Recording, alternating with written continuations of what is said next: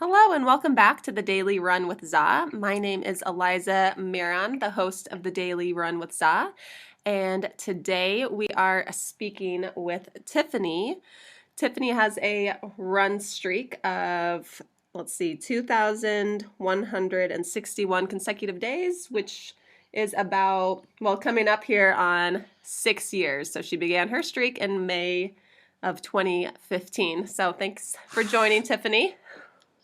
Oh, thank you. Sure. To get started, I guess, besides running, can you tell us a little bit about yourself? So I'm actually from a pretty small town in Oregon. And I mostly grew up there. My dad lives in Alaska, so I spent a lot of time there as a kid too. And I joined the Air Force after high school, and I've been doing that for about 14 and a half years. So pretty unpredictable day-to-day life. I move every few years and actually started my run streak when I was working at the Pentagon in Washington, D.C. And since then, I've moved to Colorado, Texas, and I'm now in Tampa, Florida. So never know what the next day is going to bring, except hopefully getting at least a mile in. Yeah. So I guess to begin, how did your run streak start? Were you active when you were younger, or did you how did you come into running, and then how did that streak begin? So I actually started running track in middle school. And I know you can't see me, but I'm only 5'1", so you can imagine I was probably quite a bit shorter in middle school. But I was convinced that I was going to be a hurdler or a sprinter or a javelin thrower because they didn't have to run a lot. So that's what I wanted to do. Yeah. And I was terrible at it. So one day the distance coach, who I'm actually still in touch with every now and again, and he's just coached so many amazing runners over the year. He said, "Hey, come run a mile." I was like, "A mile's a long ways." We all did it for probably the presidential fitness thing where you used to have to measure your vertical leap, and I was always terrible at that too. But yeah, so I went and I ran a mile, and it was really hard. And I was like, oh man, I liked that. Mm-hmm. So he said, okay, we'll have you run the 800. And it quickly progressed to, 8:15 and 3 at most of the meets we did. And I loved it, and I couldn't get enough of it. So I ended up doing cross country and track in high school. Mm-hmm. And then I kind of took a running hiatus after I joined the Air Force because I had surgery on both of my hips in 2007 and 2008. And after I did, the doctor said, you're not going to run much more than a 5K. Mm-hmm. And it was pretty crushing for somebody who loved to run. And I wasn't competing or anything at the time, but I still enjoyed it. So, I stayed fit for the military. We have to. We take a PT test every year. And, I still excelled at the run for that. But then in 2014, I got stationed in Washington, D.C., and I did not want to drive there because it was terrifying. So I thought, well, I'll run everywhere. I'll walk everywhere. I can go everywhere on my feet. And I bought my first GPS watch, and I was like, okay, I'm going to do this. I can run more than a 5K. I got up to where I was running 5 or 6 miles at a time. And one day I looked at a map, and I was like, I can run to the Lincoln Memorial. And I thought it was about 4 miles, and the longest run I had done was about 6. So it was going to be an 8-mile round trip. But I said, I'll get there. I'll get a drink of water. I'll take a break. I'll run back. Mm-hmm.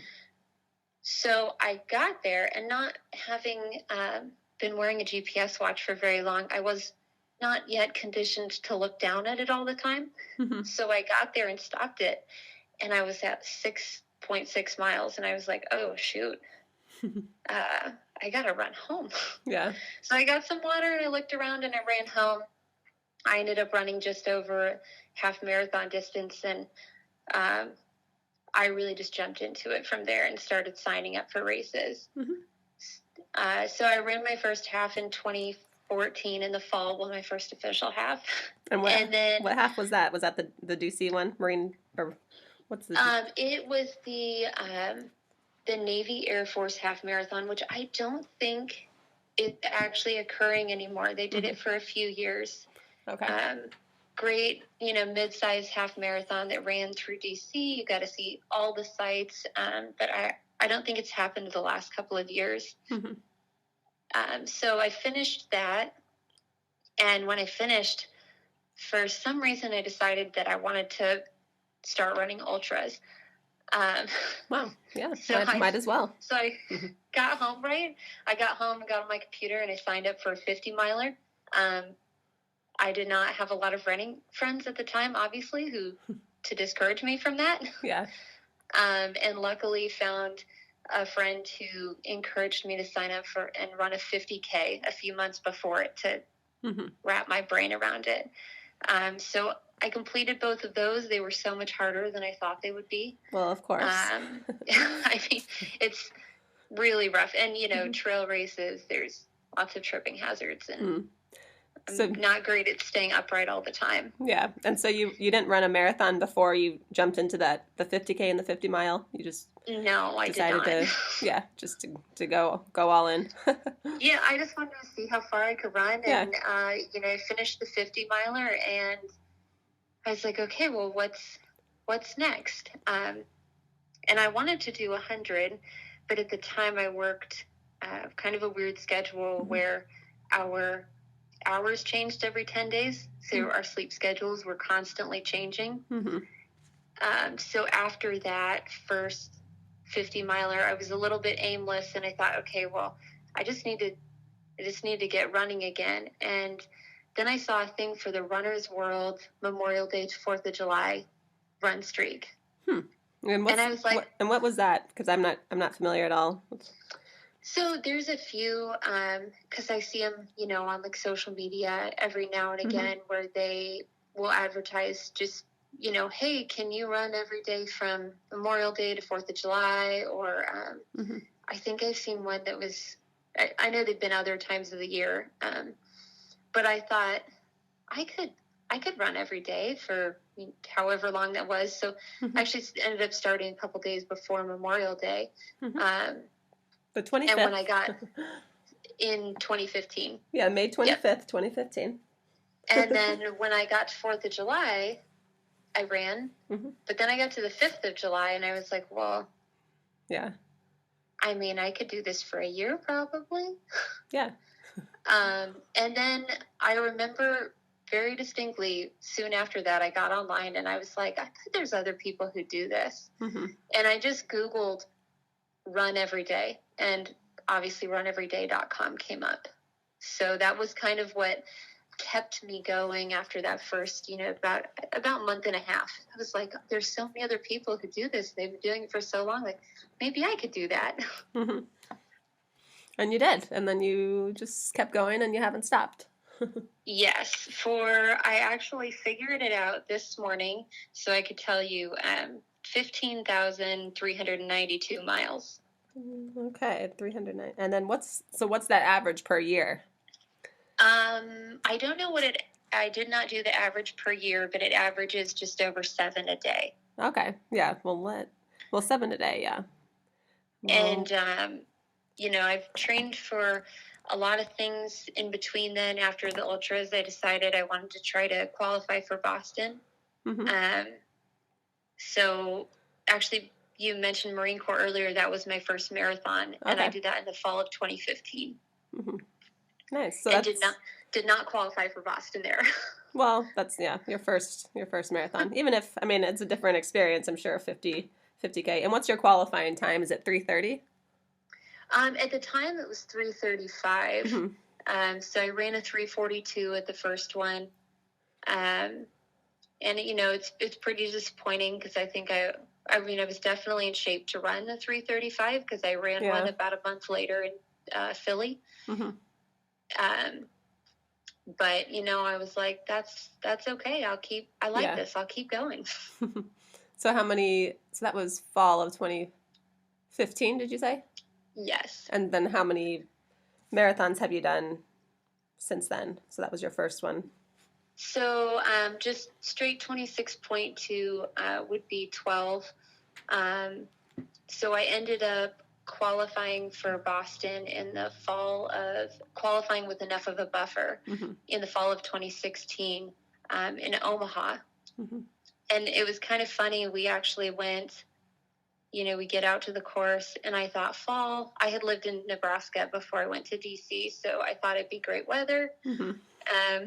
We get out there, and I was standing in shorts and a sports bra sweating at the start line, and I was like, this is going to be a rough day. Yeah. And then they told us that there was a shooting on the course, and they had to delay the start for an hour. I was like, oh, no, it's only going to get hotter. So, walked around, tried to hydrate and eat, and we came back, and a couple of minutes before they shot the gun for the start, they said, hey, we had to change the course, so you can't count this. This won't be a Boston qualifier anymore. Ugh, yeah. And it was crushing, and a lot of people actually ended up dropping to the half distance. Yeah. Because, why, if you came there to BQ, then, why expend the energy to run the full?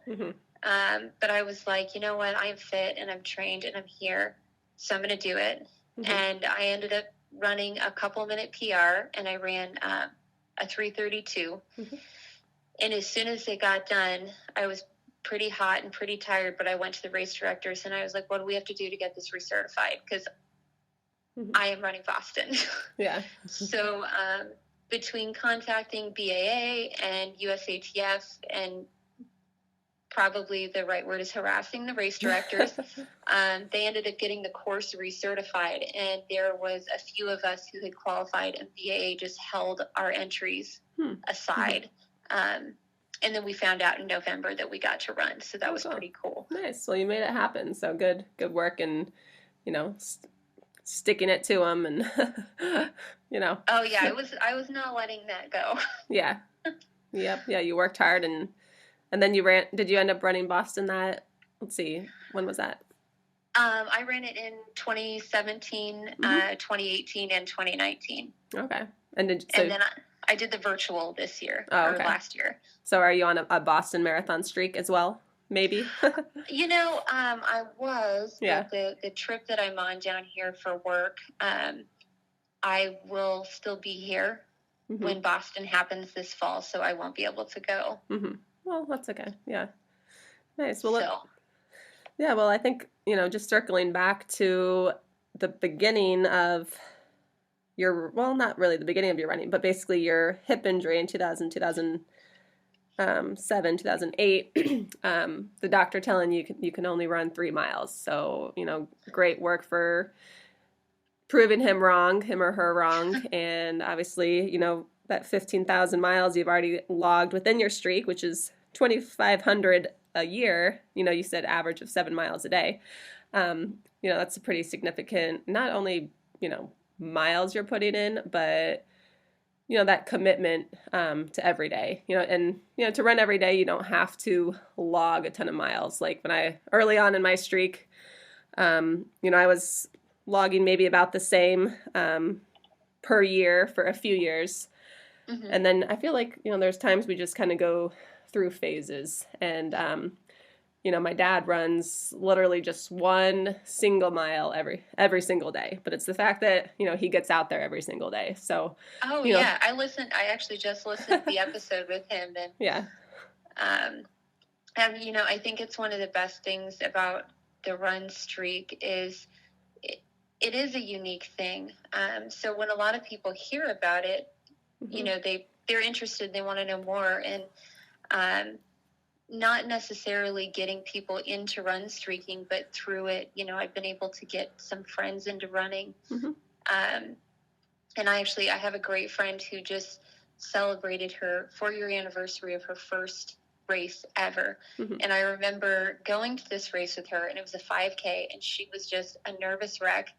And watching how she's grown over the course of 4 years, graduating to the full marathon distance from being injury riddled and barely running at all.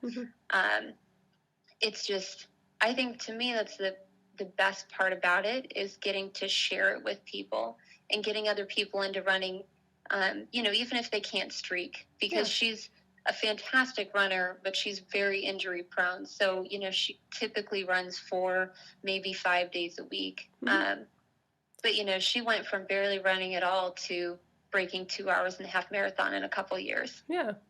So it's just fantastic to get to watch people like that. Well, I think for the quote unquote injury prone runners, it's also that, I mean, obviously maybe there are some injuries, but it's that mental conditioning or that story we tell ourselves. Oh, I get injured too much. But, I think running every day is possible for everyone. You just have to be smart. Even if you just do a mile a day, what are you doing the rest of the day? You can yoga, foam rolling, ice. You just have to kind of be more consistent with preventing injuries, which, especially in a run streak, I've been through many injuries myself, and it's most of them I think were caused by like overtraining, like obviously you need to know when your body needs a rest. Early on I never ran, I think the first time I never ran just 1 mile, but at least like 1.5 miles was, when I was pregnant. But I always, I had my minimum of 3 miles, thinking, like, oh, anything less than this isn't running. So it's like, I feel like at some point you kind of have to get over the fact that, it's just a matter of getting out and doing your run. It doesn't really matter the time, the distance, it's just another day. For sure. Yeah. I mean, I've definitely had, my minimum for myself is 1.1 miles, just because GPS. Yeah. Just to be safe. Or, if I have to run on a treadmill. Yeah. Which now that I have my own treadmill, I do trust its distance. But, running on like gym treadmills or hotel treadmills, which I've done here and there, I always shoot for 1.1. And, there's definitely the days I've, run through food poisoning. I've run through really just one major injury, which I think is pretty good for that amount of time and that amount of mileage. And I'm sure if you ask my doctor, the injury may have healed a little faster if I had just taken time off. Yeah. And what was your injury? So I strained my hamstring in 2019. I moved to Colorado from Washington, D.C. at the beginning of 2018. And I had never lived at altitude before. So that was quite a rude awakening for me. And when I got there, my pace decreased significantly. Yeah. And with the surgeries that I've had, I'm a lot more prone to getting bursitis in my hips. So I developed bursitis in my right hip. But Boston 2018 was right around the corner, so I just ran through it. And once it sorted itself out, I realize now, I didn't realize it at the time, that I had been modifying my gait because I was in a lot of pain. Yeah, and that's the problem.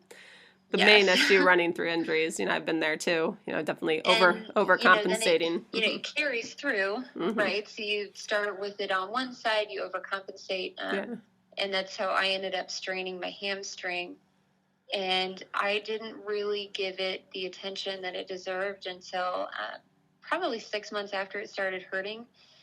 And Boston 2019 was right around the corner, and I got lucky enough to go to a physical therapist who said, she did not say stop running.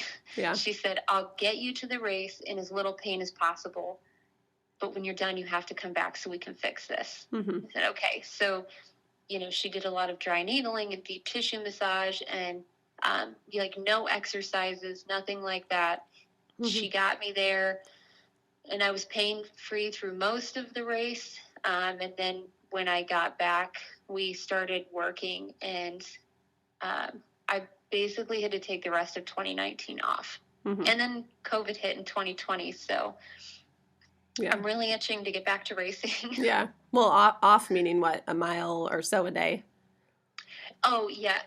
No, so I probably, because I would try to come back to training and then realize that it wasn't time yet. Yeah. So there were some months in there where I was still getting in 150 to 200 miles. I think the lowest month I was probably around 60. So I was trying to do like 2, maybe 3 a day, but I was keeping it very, very easy.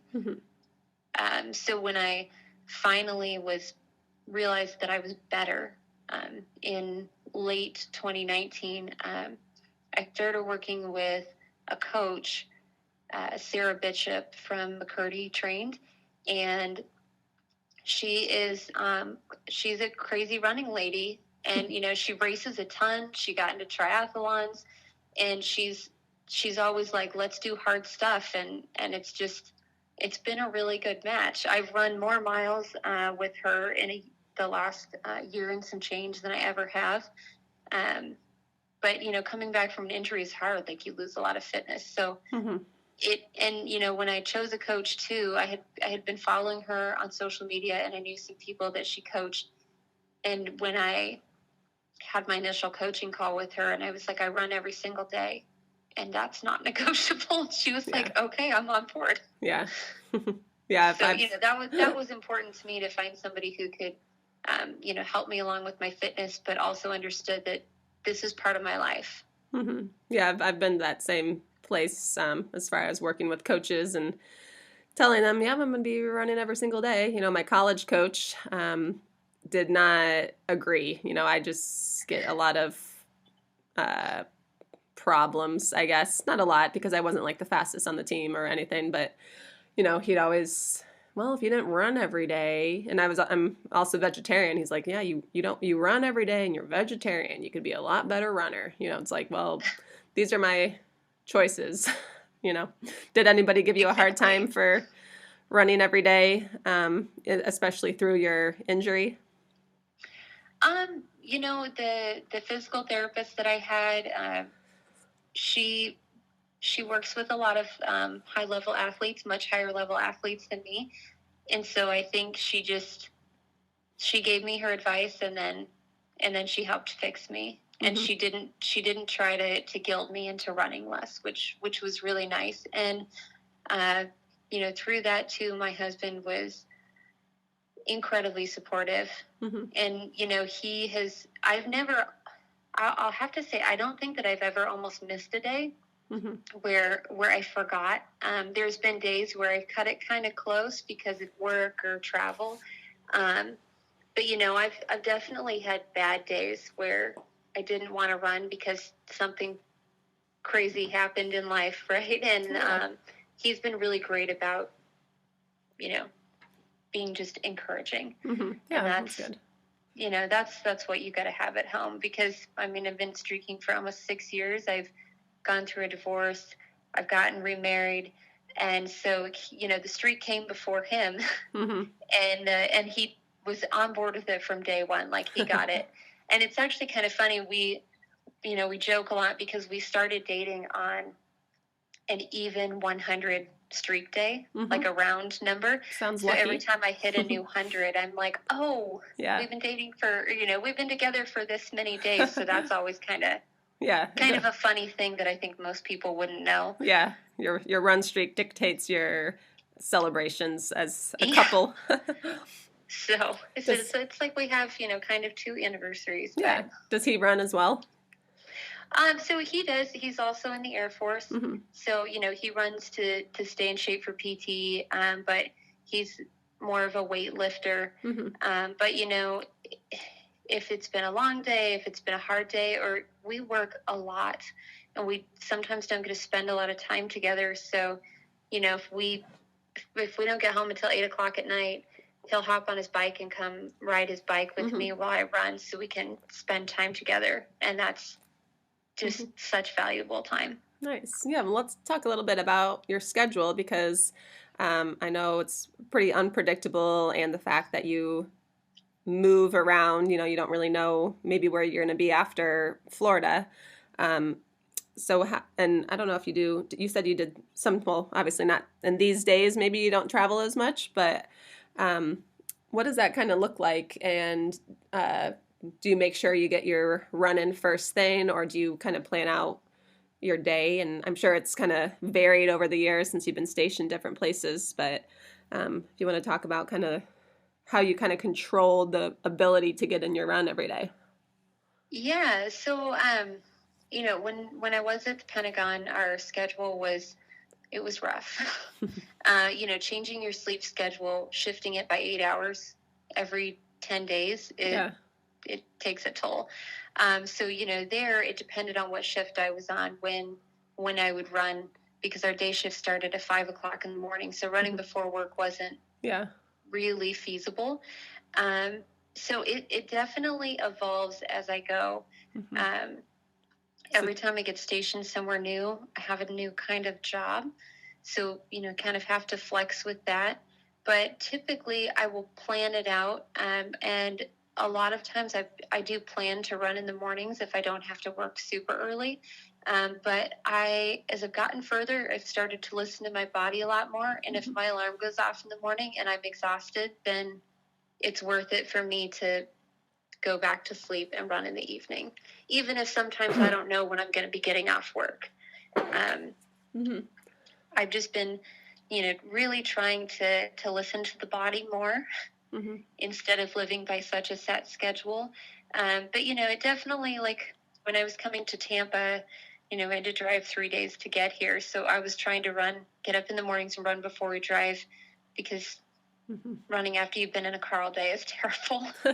It is, but it also helps get the blood moving too. I've had to, I don't know if you've stopped along the drive, I guess, to get in the run or anything, but I know what you mean. It's sitting all day and then moving. I have before, a couple of times, but I'm a pretty heavy sweater, so I try to not do that, because then you're just kind of sitting damp for the rest of the ride. That's true, yeah. But no, typically before I travel, I get up and run in the mornings. And then in the winter, I try to run in the afternoons. When I'm not in Tampa, I actually live in North Texas in Wichita Falls, just maybe 15 miles south of Oklahoma. So the summers are intensely hot. So, during the summer, I kind of have to get up and run in the morning. I don't really have a choice, because in the afternoon it could be 110 degrees. Yeah. And I have a treadmill, but it is not my first choice. Yeah. So, it's always an interesting, just especially with, what we do. Like one time, when I was stationed at the Pentagon, we got about 30 inches of snow, and where I worked was 24/7, which is why we worked the strange shifts. So we had to stay at work for a few days. And so I actually I did 5 miles on the top floor of the Pentagon for one of my streak days, which was interesting. And I asked the security guards, said, can I run?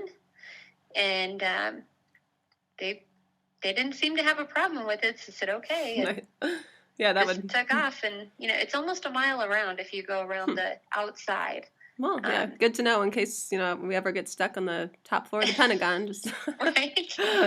Kind of a strange place to have to run. But so you had did you have your running shoes with you? I did. So I brought when we knew that the storm was coming, they said, hey, you're going to be here for probably a few days. So I brought running clothes. We brought food and shower stuff, everything with us to basically live there. Did you ever sleep on cots?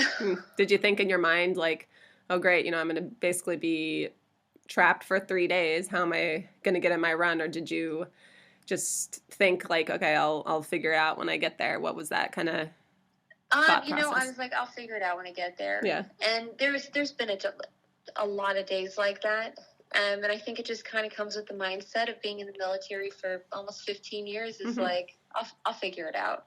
I'll make it happen. Yeah. It'll be fine. I ran in the building one day, and then I actually I ran up and down one lane of the parking lot the other 2 days. The only lane they had plowed, I just ran back and forth on that, but I was just happy to be outside. Yeah. So, it's something that we always have to figure out. And, some days I might have an 8-mile run planned, and then work happens and I come home and I run 3, and then it's time to go to bed. Mm-hmm. Nice. Yeah. I'm sure, it's hard having a schedule that, you're not so much in charge of.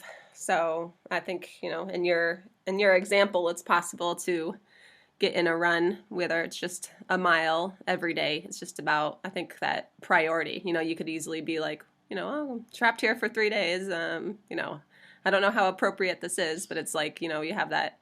I know a lot of people call run streakers stubborn. So, we definitely have to. I'm very stubborn, yeah. yes. We have to have that stubborn part of us being like, no one's going to tell me no. I'm going to get it in.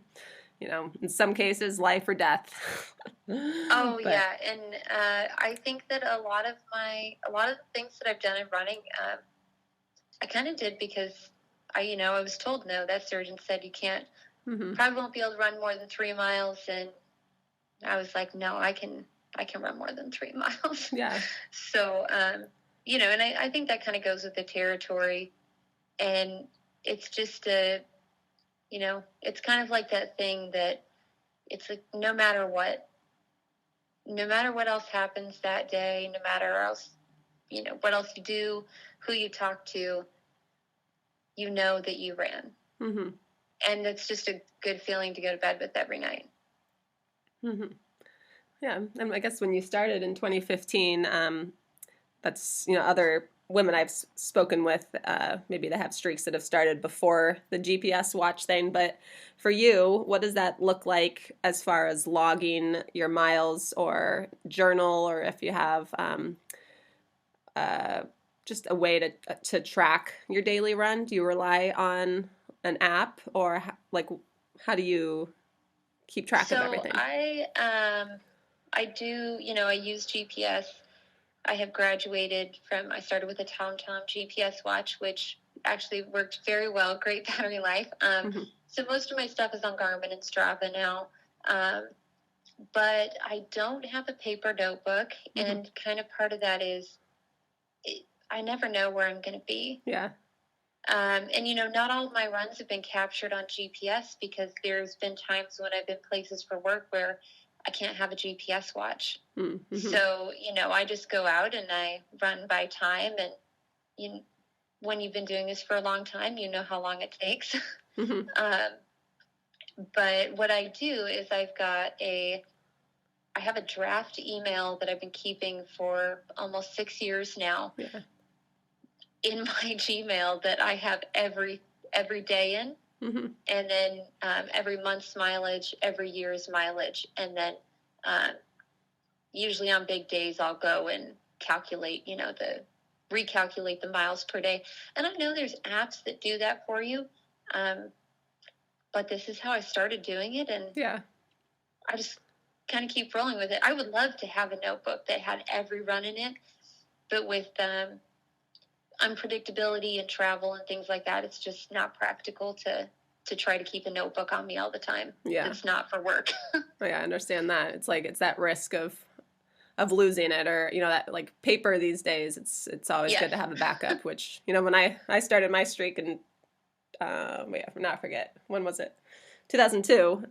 There wasn't a way to track online or anything. Well, we didn't really have a computer at that time, but, yeah, I have all these pages, like, I just need to get on it and scan them in, and because I still handwrite everything, so it's...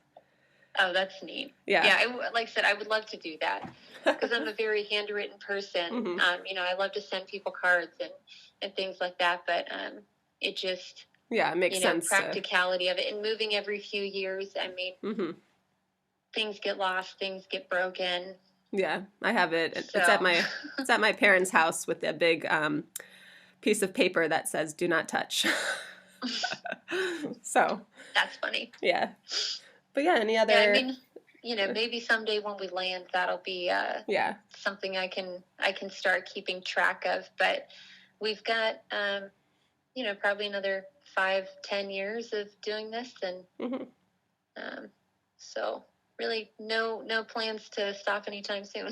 Yeah, And then I guess as far as your goals for running or um, even streaking, some people have a goal to reach a certain amount of days or years or for me, I just see it as something I do every day. It's not like I have an end goal, but as far as your running, what sort of goals do you have coming up? So, as far as, the run streak, I would love to make it to 10 years. But also, my husband and I really want to have kids, and I understand. I think it's amazing that you were able to streak through both of yours, and I know a lot of women who have, but A lot. Do you know a lot? I don't I know. also understand that it may not be a possibility, and Mm-hmm. I told him if it's not, it's something I can come back to. Mm-hmm. Yeah. But for now, I've got a few marathons that I'm looking at for the fall and the spring. It'll just kind of depend on when they tell me I'm going home to Texas. That's true. And then I also recently got promoted. So that is probably going to make us move to a new base once I get home. So, like I said, it's kind of always up in the air. Like I can plan for races and I'll sign up, but there's been a lot of races where I don't end up getting to run because I have to go somewhere for work or we get moved or we never know. But my ultimate end goal is I'd really love to run a sub-3 marathon. Mm-hmm. Nice. And how far or how close are you to running that? Or what's your best? My marathon PR is 3:11. Okay. Yeah, that's doable. And I ran that with my strained hamstring. So I think I probably could have done a little better if I was healthy. But, I think it's definitely doable, and my coach is on board with getting me there. So, it's just all got to line up, right? Yeah. You got to have the great race, great conditions. Yeah.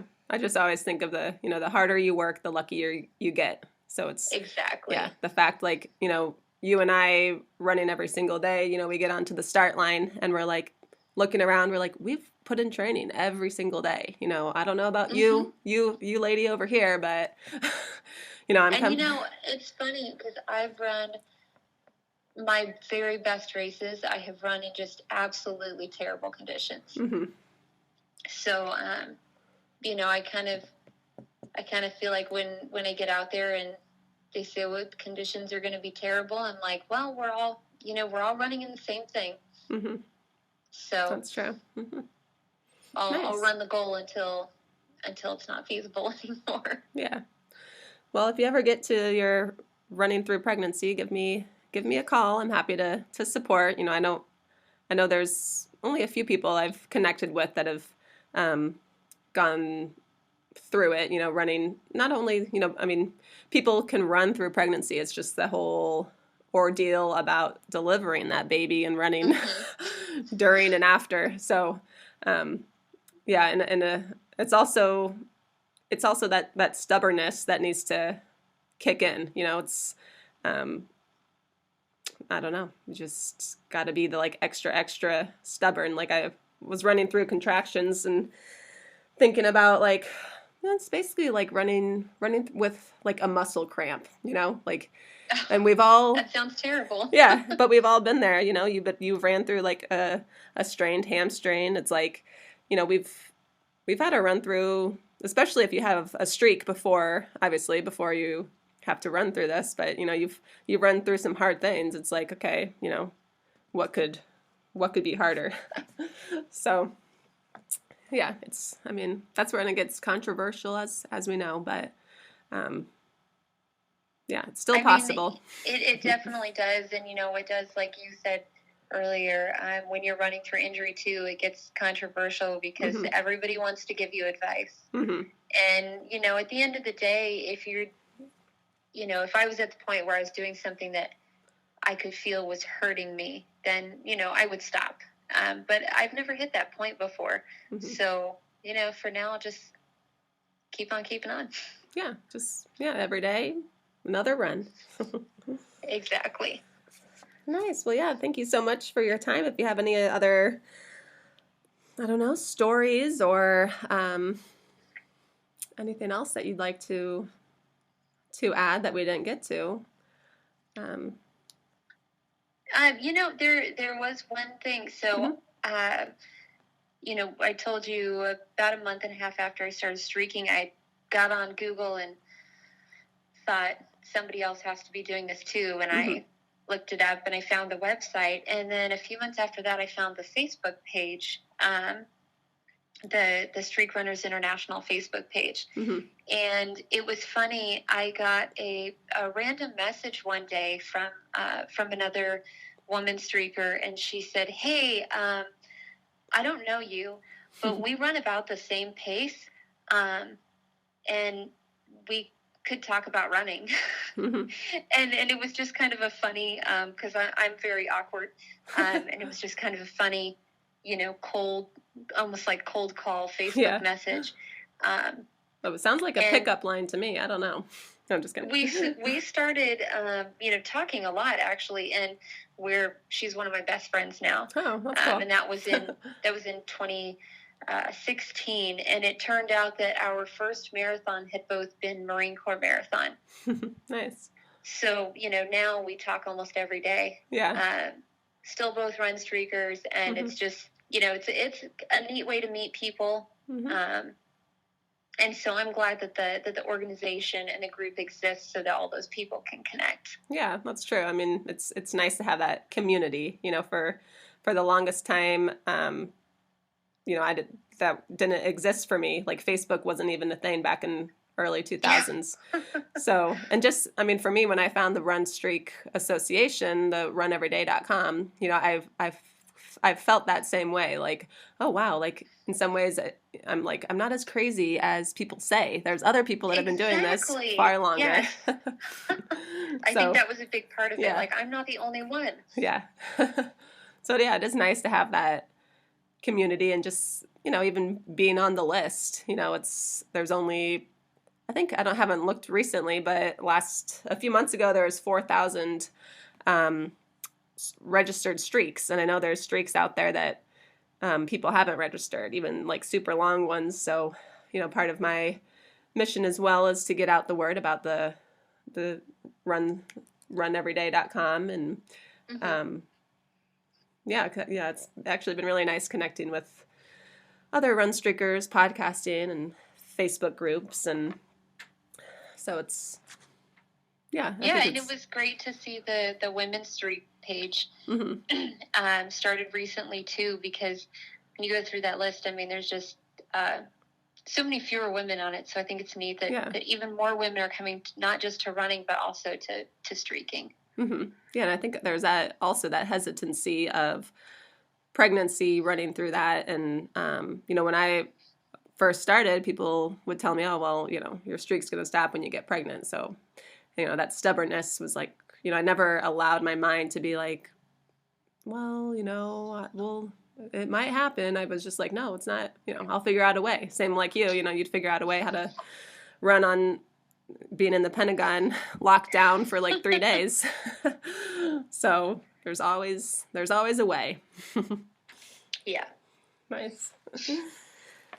Cool. Well, it was great talking to you. Thank you so much for having me on. Yeah, you're welcome, and thanks for being a guest. And we'll keep in touch, and I guess through the Facebook page, we'll keep posting about running. So, but yeah, sounds good. And have a good rest of your day. And have you done your run yet today? Or you said you did it in the morning? I did. Yeah. Yep. I finished at about 9:30, and it was. It's incredibly warm and humid here in Tampa, so getting out early helped. Yes, I'm sure. Nice. Well, yeah, enjoy the rest of your day. Hope you have a relaxing Saturday, and happy running. Oh, thank you so much. It was great to talk to you. Yeah, thanks, Tiffany. Bye-bye.